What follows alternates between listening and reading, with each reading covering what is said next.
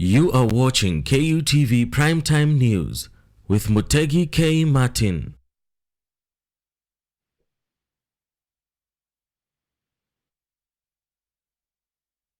With the conversation, a follow-up conversation on comprehensive sexuality education and the Youth Changes Kenya Zamara Foundation and Youth Empowerment Movement and 20 other organizations have been running a 2-month campaign seeking to petition the government to recommit to the Eastern and Southern African commitment towards the same. And tonight we're joined by Josephine Achieng, who is a program assistant at YCK, to help us understand what has been going on. There has been what I would call a flash mob, what other people would call a protest. And if my director, if you will, kindly let us hear some of what was happening.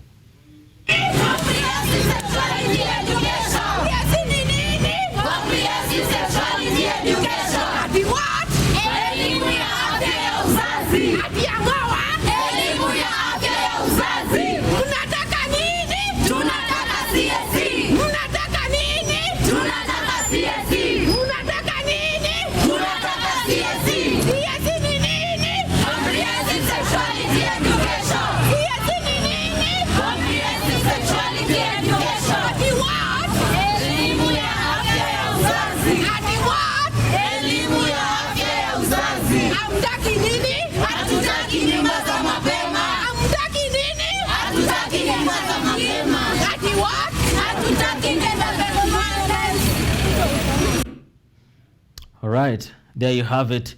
And as I said before, we are joined by Josephine Achieng, who is a program assistant at YCK, to help us understand what has been going on in the last 2 months.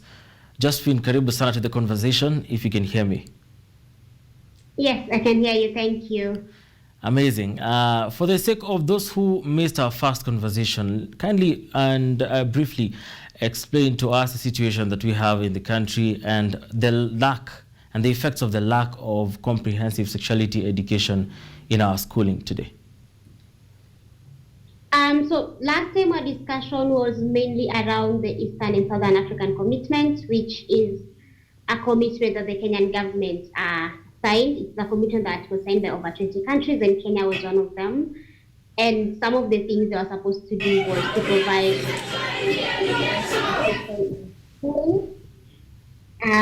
they were to also reduce the number of infections among young people. They were also supposed to eradicate or eliminate child marriage and sexual violence. So that is what the campaign is pegged on, just pushing the government to recommit to it, given that the commitment was supposed to end last year and it ended last year. So there's room for countries to recommit to it. So we are just trying to conduct a campaign that was aimed at, one, to create awareness on the existence of the commitment, and two, to sort of like put pressure on the Ministry of Education to recommit to the commitment, the ESA commitment. So basically that was what our discussion was around the last time for those who had missed out on it. All right, and many factors are in play, including teenage pregnancies, HIV and other STIs, and gender-based violence, I beg your pardon. And the last time we talked 2 months ago, 1,700 youth were looking for probably 800 more, because you were targeting 2,500 youth to be able to sign this particular petition. Did you manage to find these young people? And is it easy to find young people in Kenya who are ready to be on the forefront and ready to be part of the positive change? Yeah, young people are there. I'm proud to say that I'm one of them. And you can also see from the clip that there are other young people who are still ready and passionate to be part of, change in our society, because as young people, we are the ones who see our friends, our sisters, we're the ones who see how the people we go to school with don't go back to school because they got pregnant. We are the ones who see how, in terms of HIV, how people hide their medications just because they don't want to be stigmatized. We are the ones who see when you're walking around as a lady, just people making very inappropriate comments. We are the ones who see and live with those people who've experienced violence. So we know where it hurts, and that's why I can outrightly say that we have young people who are ready to be part of the change. The issue mostly is some of them don't even know how to do it. And I think that's why most of the time they are not part of the change, because they don't have the know-how of how to go about it. In terms of the signatures, I would say we've gotten to where we've gotten a significant number of signatures. We are almost reaching our target, which is very good.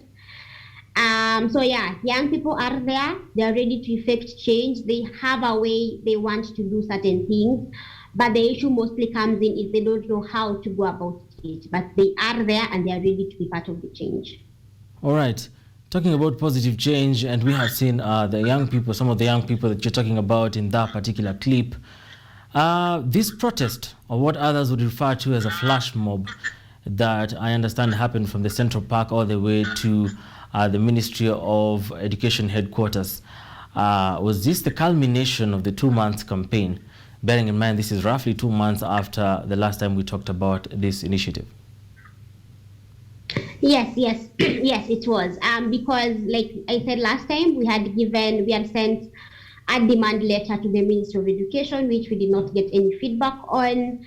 We had a press statement in the Nation newspaper and the East African newspaper. Still, we didn't get any reactions. We had a few TV shows and radio shows on different stations. Still, we didn't get any feedback or any reaction from the Ministry of Education offices. So the procession was sort of like a culmination of all these activities that we had been doing.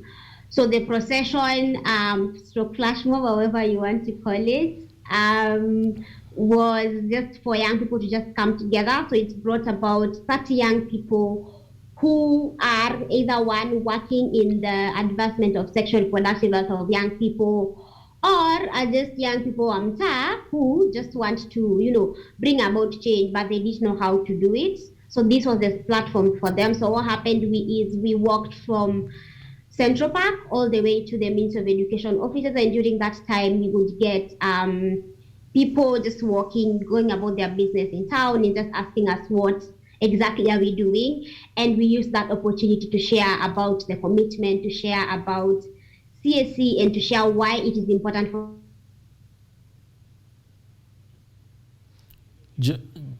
Josephine, we seem to have lost you there. Are you still able to hear us? All right. All right. We're having a few problems from her end. But of course, just to remind you, the Youth Changes Kenya Zamara Foundation and Youth Empowerment Movement and 20 other organizations have been part of this calling on the government to recommit to the Eastern and Southern Africa commitment on comprehensive sexuality education.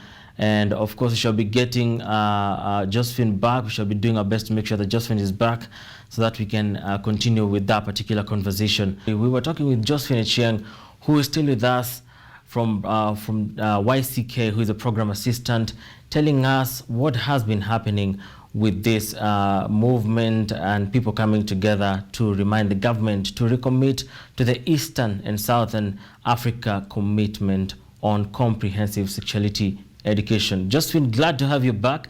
As you complete on your answer to the last question I asked you, did you get someone to talk to you after the end of your protest?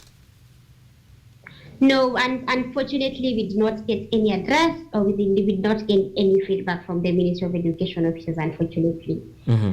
Which honestly, the young people that were present were very, very disappointed, honestly speaking, because they expect that at least we would get someone to tell us at least where we are at in terms of where the issue is and what else can we do to just ensure that this commitment is signed again. But we did not get addressed by anyone. We took our letter was read, it was stamped, we were given our own copy, they remained with their own copy. We did not get any address. All right. And talking about no response kind of dealing with things, I understand from our conversation that we had earlier that a consultation was made and took place with the countries that were involved in the Eastern and Southern Africa Commitment on Comprehensive Sexuality Education, and there was no representative from the Kenyan government. What is happening? Is there a cause for alarm by the look of things? Yes, there was a consultation with all the ESA partners and all the countries that signed the commitment sometime in October. And each country was giving feedback in terms of where they are when it comes to the implementation of the commitment, in terms of what gains have they seen, what challenges have they experienced, and then what would they recommend moving forward when the commitment is under review, like what areas, what issues cropped up that the commitment did not cover, and how did they deal with those challenges. Unfortunately, Kenya, there was no representation from the Ministry of Education. No one spoke on behalf of Kenya. So we don't know exactly how Kenya is doing in terms of like just how far the implementation of the policy is, because there was no representation. Is it a cause for alarm? Yes, because what that message sends to young people is that the reproductive health needs of our reproductive health needs are not really a big issue for in our country. It's like it shows, it sends a message of, okay, we know you're experiencing these things, but it's not a priority. And given that we are 70% of the population, it doesn't show a good picture. And yes, I would say it's a cause for alarm, because now we are left at, okay, where exactly does our government stand when it comes to this commitment?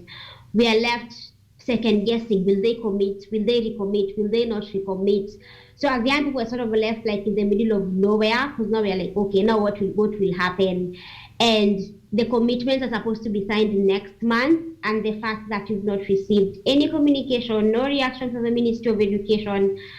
Honestly, as young people, we are just like, okay, now what are we supposed to do now? Like where will we be at next year? Because a few weeks ago, there was a data that was released by NCPD, the National Council for Population and Development, in terms of teenage pregnancies. And the data is not pleasing at all. It breaks my heart every time these data are released.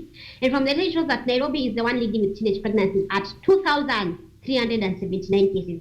And this data was recorded between January to October this year.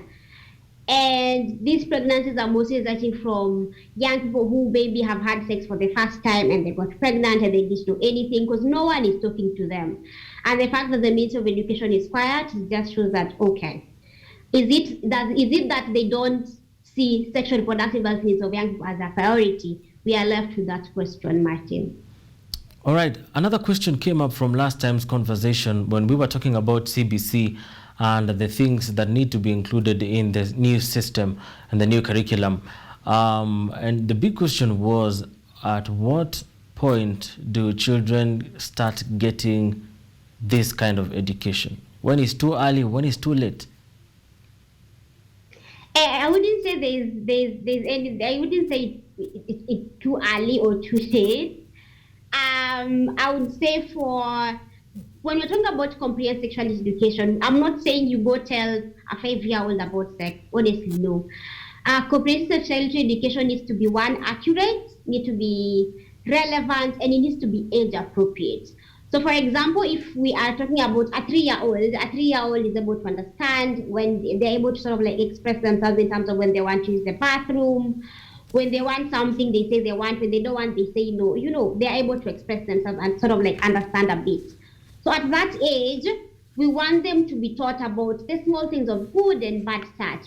If someone touches your vagina, that is wrong. So and so is the one that is allowed to touch it alone, or only when you're bathing such things. So that when someone else touches them there, they're able to remember, okay, I was told this is wrong. So let me go tell mom or dad or my guardian that so and so did this, so that they know. When that happens, we will have the cases of defilement being reported because kids are able to tell.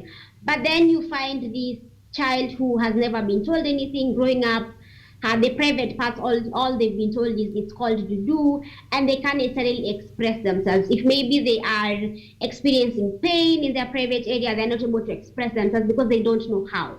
So CSC is just meant to, one, give them information, and two, put them at a place of they're able to sort of like express themselves when they want something. So as the child grows, the information advances based on, one, their age and based on the exposure that they have. For example, if a child comes to their parent asking, mom or dad, where do babies come from? As a parent or the older person that their child has come to, or the 10-year-old or the 8-year-old has come to, we should not rebuke them. Start by telling them, okay, now what do you know? Where do you think babies come from? That way you're able to gauge the information that they have. So we don't have a situation whereby maybe it's just a discussion they were having outside, they don't have any information at all, and then you start bombarding them with a lot of information that they may not need. So CSC needs to be age appropriate. What we will tell a child in high school is very different from what we will tell a child in primary school.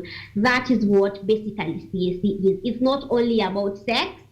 There are other components that are there, the aspect of decision making, being assertive, knowing when to say no, and also educating men to respect that when a lady says no, it is no. So that is basically the bit I can say what CSC is. What CSC is, it is wide, but I can just mention those few areas. And you brought up a few issues of naivety that can come from the place of age. I want to bring up something else where naivety could come from the lack of comprehensive sexuality education to now adults, not children, who are already grown up and they lacked comprehensive sexuality education in one way or the other. And a few days ago, I sat here with three wonderful ladies talking about sexual and gender-based violence, and we talked. It was a comprehensive talk also about what is happening in that particular sector. And one thing that came out is that there are adults who would either be perpetrators or victims who might be unaware due to cultures and lack of knowledge and education, be able to know, not being able to know when they are perpetrating or being victims of sexual and gender-based violence. How does comprehensive sexuality education come to fight this situation that we have? I agree with you. There are situations where someone has been living with a perpetrator, they've been defiled, raped severally, but they don't know because nobody ever told them. They've seen maybe it's happening in their community, so to them it's pretty normal because there's no alarm that has been told about it. So how CSC comes in is CSC will provide information on what sexual violence is, the preventive measures, and in case it happens to you, what are the referral pathways? Like, what are you supposed to do first? Because most of the time, when we are having discussions with the young people at the community level, they tell you, me, I didn't know that was wrong. I didn't know what to do. I didn't have someone to talk to. Or I went to the police station first. The police station sent me to the hospital. The police hospital sent me back to the police station. So the back and forth. So CSC is meant to provide this information so they're aware that in case it happens, this is what you're supposed to do, and this is not what you're supposed to do. So that we do have situations of where people are being raped and being defiled and they don't know that it is wrong. So CSC will come in and sort of like solve that in that aspect of providing information and also referring you to a service. Because if in case it happens and I don't even know which facility to go to get medical help, you're not helping me. So it will provide information, yes, and also tell them, okay, in case it happens, these are some of the facilities you can go to seek care. Yes. All right, and as we wind up, one more question for you. Coming from Youth Changes Kenya, and we have other organizations like the Youth Empowerment Movement and Zamara Foundation, and we have more than 20 organizations coming together to fight for this cause. And understanding very well that some of the teachers in our schools are adults who might have lacked comprehensive sexuality education. Are you in any way going to push for this particular education to the teachers themselves first? Do you have people who will actually go on the ground and train the teachers on what to tell the children? Yes, and we can only do that once comprehensive sexuality education is in the curriculum. Because now I can't go to a school and start sort of like training a teacher how to provide CSE when it's not in the curriculum, so the teacher won't have the referral point when they are providing this information. So once comprehensive sexuality education is incorporated in the curriculum, or we are allowed to go to school to provide this information, then yes, we will train these teachers, because Josephine cannot be with the students all the time, but the teacher will be. So once the teacher is trained in terms of how to provide this information to the students in a way that is non-judgmental or without discriminating them, then they'll be able to provide this information. And then also they'll be able to know to not impose their values on other people. And I think that's where usually the problem comes in. Because as a teacher, I didn't receive any information on CSE when I was young. I assume that the students that I'm teaching will not also need the same information. But then what we are forgetting is these are people from different generations with different vulnerabilities. So yes, teachers will be trained, and the ESA commitment is teachers clearly said that teachers are actually supposed to be trained on how to provide this CSE. So just having CSE in their curriculum is not enough, but then it has to be followed up with the training of teachers for them to be capacity built to be able to provide this information, even when Josephine is not there, even when someone else is not there. These teachers are able to teach the students, and these students are able to get the correct information that they require in terms of their sexual reproductive health and rights. All right, before I let you go, just one more question, if I may pick your brain on something. Are you looking forward to having comprehensive sexuality education as main part of the curriculum? Is it a co-curricular activity, just like debates and games and scouting? How do you see it? What are you pushing for? So if we put it as extra curriculum, that means not everyone will get information. So you see the way we have life skills, there's life skills in the curriculum, like guys during life skills.